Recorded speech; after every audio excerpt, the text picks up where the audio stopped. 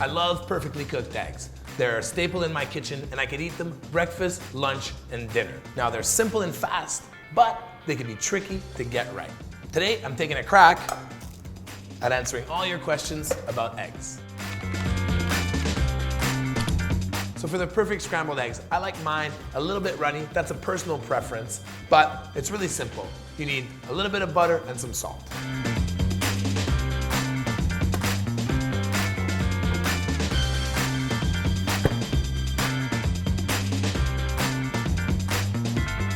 Let that melt and bubble up. You want to whisk them up. Just pour them right in there.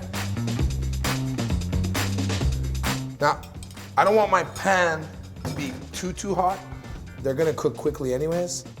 And then you just go in there and just never stop moving. Keep on mixing, keep on mixing. It's looking good. Then you can add a little touch of salt, a little crack of pepper. Just keep on mixing. And like I said, personally, I like mine just a little runny, so I would stop them right here. All right, the perfect scrambled egg. Now, you could serve this with a whole bunch of condiments, but really, the egg should be the star here. If you don't want your eggs to stick to the pan, you want to constantly stir them, or you could use a nonstick. For the perfect fried egg, I would say use a well-seasoned cast iron pan, a little bit of butter, and let the egg cook fully. When the egg is ready, it'll lift right off. Now for a classic omelet, you want it to be fully cooked, still kind of runny on the inside, and you want no color whatsoever. Same thing, butter, salt, and pepper. Let's get started.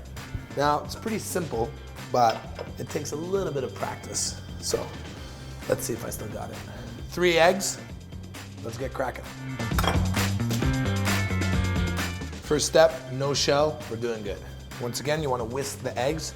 Now, really what you're doing here is obviously you're just mixing the eggs together, but you're incorporating a little bit of air. So you want it nice and fluffy. So you just get going. All right, let's do it. Pan's ready. I just pour my eggs in there.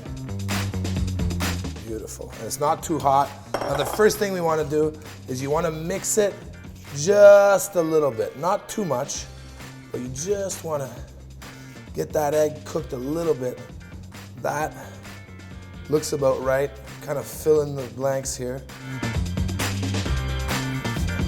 Just like that.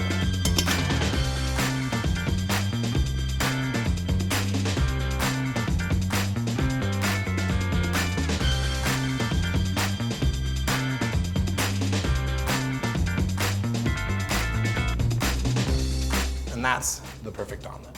All right.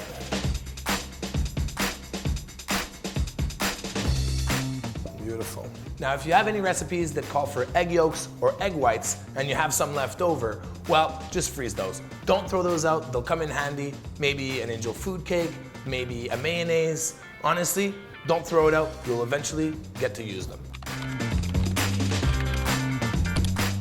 So my water's on a low boil. It's actually simmering and it's perfect just like that.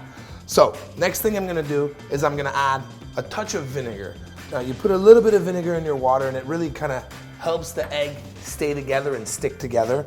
I'm gonna crack my egg into a little bowl. It'll make it easier to just drop it in there. Crack it.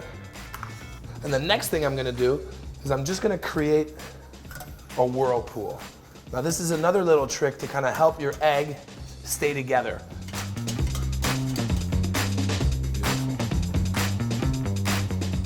Drop it right in the middle. And now I can help it out just a little bit.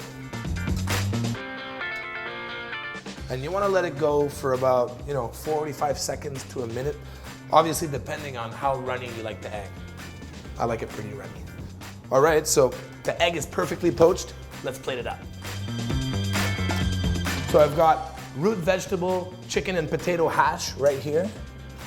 Ooh, fried up in a little butter, right in the middle.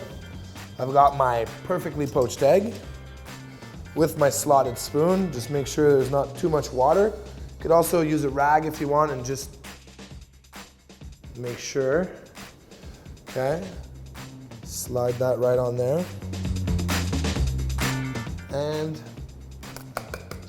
some hollandaise sauce. Touch of cayenne. Wow, looks good. That's everything you need to know about eggs. Now you're the expert.